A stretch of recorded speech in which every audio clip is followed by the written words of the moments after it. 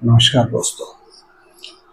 7 राज्यों के में 13 सीटों पर हुए उपचुनाव में जो नतीजे आए हैं उसने इंडिया गठबंधन की बाँछें खिला दी।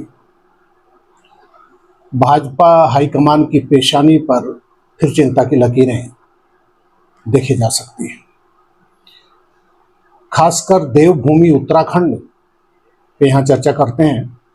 लोकसभा चुनाव में ज़्यादा दिन नहीं हुए अभी, क्लीन स्वीप 5-0, पांचों सीटें बीजेपी के नाम।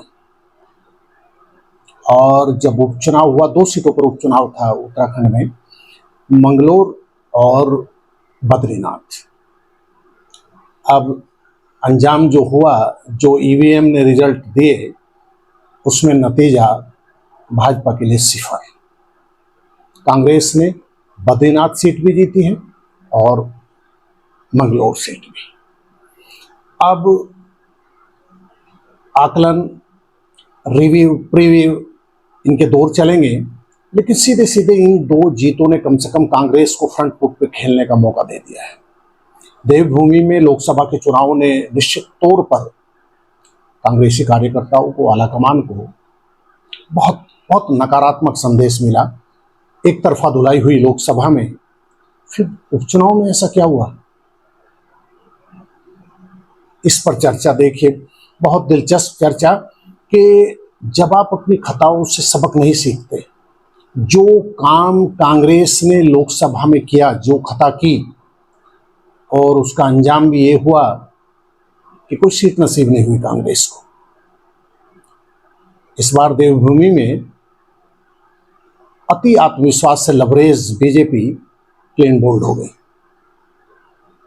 बद्रीनाथ सीट जीतकर तो कांग्रेस इस कदर उत्साहित है कि उन्होंने इसे यूपी में अयोध्या में मिली सीट से जीत से जोड़ दिया है। अयोध्या में आपको याद होगा, अवधेश प्रसाद जीते हैं सपा के, धमाकेदार जीत दर्ज की। हिंदुत्व की लहर पर सवार बीजेपी और राम मंदिर, राम प्राण प्रतिष्ठा समारोह, सारा सब कुछ, और अयोध्या में हार। बहुत बहुत बड़ा सेटबैक, बहुत बड़ी चोट अयोध्या बीजेपी के हिस्से में आई अयोध्या में। अब कांग्रेसी उत्साहित है, क्या लगे अयोध्या में श्री राम खपा हैं और बद्रीनाथ में बद्री बाबा खपा हो गए बीजेपी से। खैर, ये जुमलेबाजी है, अपनी अपनी जीत से उत्साहित टीका टिप्पणियां चलती रहेंगी। अब उत्तराखंड में देखिए, मंगलोर में जो हैं काजी मोहम्मद निजामुद्दीन जीते हैं और उन्होंने करतार सिंह भड़ाना को कुछ छोटे अंतराल से शिकस्त दी है। 422 से जीते हैं वो। सवाल 422 का है, 540 का नहीं है, सवाल जीत हार का है। अब देखिए, दोनों पहले मंगलोर पे चर्चा करते हैं। बसपा यहाँ तीसरे स्थान पर रही है और करतार सिंह भड़ाना बीजेपी जो समर्पित कार्यकर्ताओं, निष्ठावान कार्यकर्ताओं के अथक मेहनत की बदौलत आज उत्तराखंड में सीएम धामी है, केंद्र में फिर वापसी हुई है लोकसभा चुनाव में। लेकिन ये स्थितियां हुई है बीजेपी कि आयतित पैराशूट प्रत्याशी आप उतारने को विवश हो गए। जो भी प्रत्याशी आप दे देंगे, फाइनल कर देंगे, धन बल जुगाड़ तंत्र, और पब्लिक उसे एक्सेप्ट कर लेगी। पब्लिक ने आईना दिखाया बीजेपी को। मंगलोर सीट पर करतार सिंह भड़ाना धन बल, प्रधानों से लेकर लोकल चीजों से लेकर सत्ता, प्रशासन, सारा सब कुछ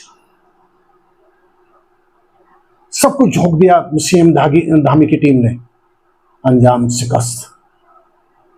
यही हालत बद्रीनाथ में। अब देखिए कि कांग्रेस लोकसभा चुनाव के बीजेपी कांग्रेस लोकसभा चुनाव के दौरान कांग्रेसी प्रत्याशी राजेंद्र भंडारी को अपने पाले में लाती है। वो कमल थाम लेते हैं, उन्हें टिकट दिया जाता है। और जब ईवीएम जनता का फैसला सुनाती है तो उसमें लखपत सिंह विजय रथ पर सवार दिखाई देते हैं। ये बद्रीनाथ की पब्लिक का, देवभूमि की जनता का सीधे सीधे मैसेज है कि कब तक इस्तेमाल करोगे अपने हितों के लिए।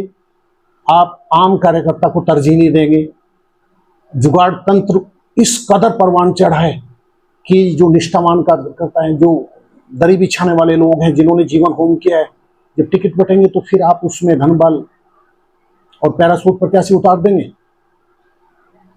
दल बदल करने वाले आदमी को, जो कभी बीजेपी को पानी पी के कोसता था कांग्रेसी खेमे में जब राजेंद्र भंडारी थे, अब उसे विजयश्री का जामा सेहरा पहना दे पब्लिक? नहीं। इसी तरह मंगलौर में भी स्थितियां ठीक ऐसी हुई हैं। काजी निजामुद्दीन इस सीट से 4 बार जीत चुके हैं। उन्होंने फिर दिखाया कि बासमती चावल होता है, और उन्होंने पैरासूट प्रत्याशी करतार सिंह भड़ाना को शिकस्त दे दी। बसपा प्रत्याशी तीसरे स्थान पर रहे हैं। अब देखिए, इस बाबत हमने उत्तराखंड की नब्ज पहचानने वाले, सियासत की नब्ज पहचानने वाले करीब 3 दशकों का अपार अनुभव है, सीनियर जर्नलिस्ट हैं अतुल भरतरिया। हमने उन्हें पूछा कि ये जो 2 सीट पर शिकस्त है, इसके आपके लिहाज से मायने क्या है? तो उनका अनुभव सर चढ़ के बोलता है। बहुत सटीक टिप्पणी करते हैं अतुल जी। वो कहते हैं कि दोनों सीटों पर ये कांग्रेस की जीत तो है, लेकिन ये भाजपा द्वारा थाली में परोस कर दी गई जीत है। मतलब समझिए, वो सीधे कहते हैं कि सत्ता विरोधी लहर होती है, फर्क है, पड़ता है फर्क। लेकिन आप देखिए कि बद्रीनाथ जैसे परम पावन क्षेत्र में आप किस कदर रणनीति अख्तियार करते हैं। वहां पे आप राजेंद्र भंडारी को लाते हैं, जो टिकटार्थी थे, जो टिकट पाने के दावेदार थे, जिन्होंने बरसों मेहनत की है, सारा सुकून है, तरजीह नहीं दी जाती। लोकसभा चुनाव के दौरान राजेंद्र भंडारी को लाया जाता है। लोकसभा सीट तो जीत गई बीजेपी, लेकिन उसी गलत फहमियों के समंदर में वो डूब जाती है, और राजेंद्र भंडारी जो है लखपत सिंह से शिकस्त खा जाते हैं। वही सेम कहानी अतुल भरतरिया कहते हैं कि मंगलौर में ठीक सेम रिपीट हुआ है।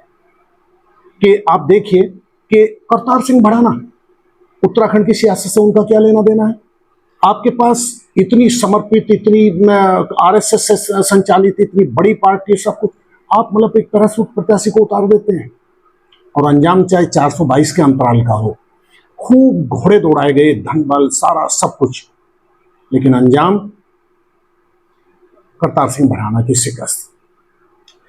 यही वजह है कि देवभूमि में इन 2 पराजय का मतलब देखिए आप, ठीक सेम रिपीट किया है। बीजेपी ने लोकसभा में 5-0 से विजयश्री हासिल की, 5 सीटें जीती। कांग्रेस पस्त नजर आई। जो खता कांग्रेस ने लोकसभा चुनाव में की, अच्छे दमदार टिकटार्थी अपनी पैरवी में चूक गए तो टिकट नहीं मिले। अब देखिए, वहां हरिद्वार में इतनी प्रतिष्ठित सीट है, अतुल भरतरिया कहते भी हैं कि वो देखिए आप, हरीश रावत अपने बेटे को उतार देते हैं वहां। प्रीतम सिंह नेगी को टिकट ही मिलता है, यशपाल आर्य, कैसे कैसे नाम है आपके पास। यदि आप सलीके से टिकट वितरण में गंभीरता दिखाते तो बीजेपी 5-0 के रेशो में खड़ी नहीं होती।